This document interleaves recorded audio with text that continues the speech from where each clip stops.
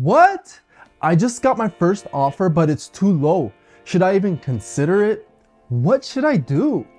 This is the exact question from a seller from Los Angeles or wherever you are would have when receiving an offer below expectation. But here's the thing, the frustration and the anticipation of receiving offers over the asking price in Los Angeles will get you quickly if you're not prepared on how to deal with lowball offers in this market. Does that make sense? In other words, it's your expectations and feels like a gamble at that point, hoping to get over asking offers. Let me go into more on this topic. Once upon a time, not too terribly long ago, home buyers wouldn't even dream of submitting an offer less than what the home was listed. I think many of us could remember that one. So we're try to speed up to find a house before still can afford a place. Otherwise, we'll probably have a rental. It's nuts. We make offers and everybody beats us. Valley Glen home went on the market Thursday. It's pristine, 2,300 square feet, listed just under $1.4 million.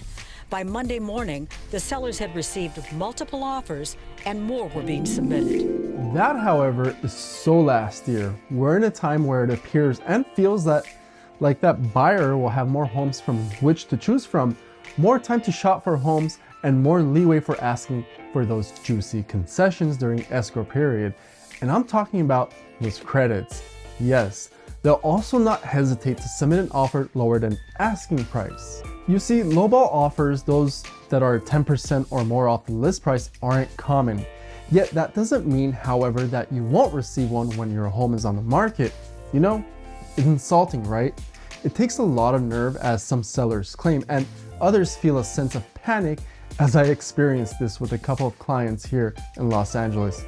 I'm sure some of you could also relate to this. Now, when homes begin to sit on the market longer than they have in previous hot sellers market, some homeowners may feel a sense of desperation when faced with a very low offer. They may suffer from that gnawing feeling that anything is better than nothing. Let's take a look at how you can deal with such offers without being sucked into that knee-jerk emotional responses.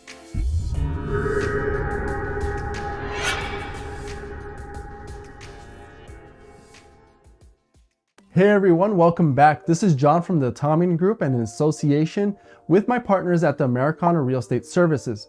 Hope you're all doing well today.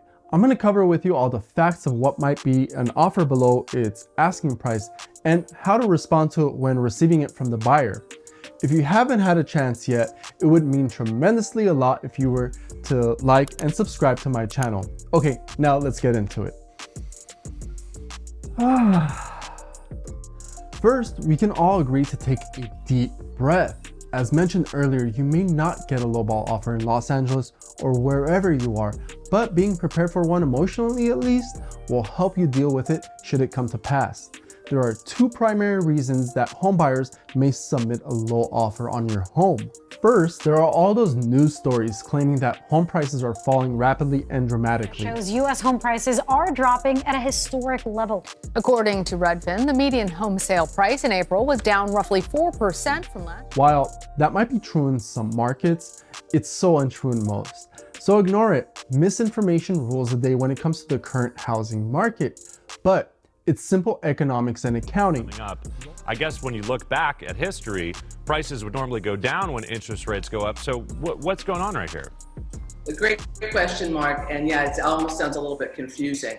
But I think that the key point right now is that the inventory is at an all-time low.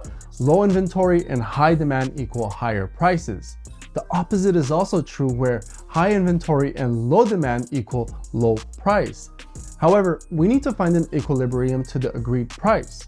In accounting, the market sales price is when the buyer and the seller agree on a price. That, my friends, because the price both parties shake on. But the average person in Los Angeles market to buy a home doesn't know that. The truth is, my friends, home prices jumped 40% higher from previous pandemic levels, according to CNBC.com Diana Olick, citing a report from the property data giant CoreLogic.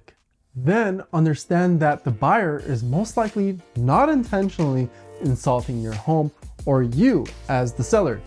Many Los Angeles buyers, I know, I keep mentioning it here in Los Angeles, but that's because I'm out here. But it's very true if you're in Texas or New York or wherever you are. But going back, many Los Angeles buyers treat the home buying process as a business transaction, which it is. Others are skilled at haggling over prices in other areas of their lives and aren't about to stop when it comes to such a huge purchase. So don't be offended by that. In other words, put yourself in their shoes. Appreciate that they even made an offer at all and the valiant effort put forth to get the home at a bargain price. Next, remember, just because you got the offer doesn't mean you have to accept the offer. How you respond to the offer depends a lot on the type of market we're in.